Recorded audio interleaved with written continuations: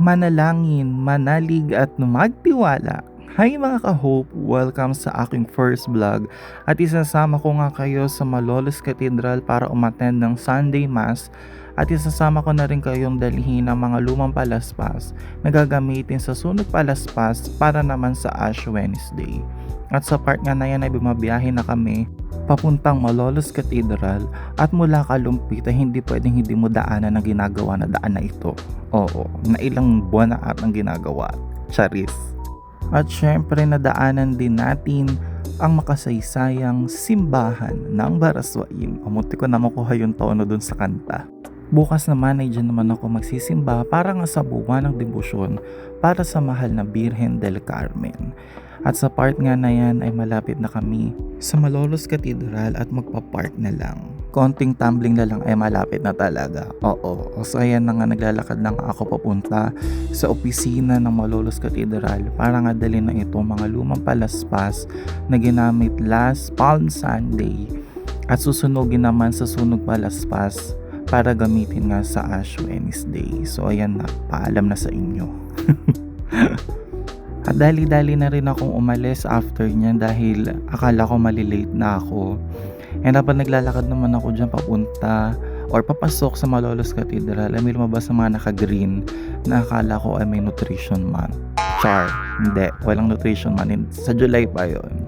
Mali! So sa part na yan ay lumalakad na rin ako, nagmamadali na nga ako dahil hindi ko makita kung may nakaupo dun sa pinapwestohan ko. So wala naman dahil every mass nga ng Sunday or every time na pupunta ako sa Malolos Cathedral at kami magsisimba, dyan ako or kami lagi po may pwesto sa siguro mga pang 5 upuan. Ganun. At sa part nga na yan ay tapos na ang misa at hindi pa pwedeng hindi ako lalapit or kukuha ng picture or video ni Inma. Yes, Inma ang tawag ko sa kanya.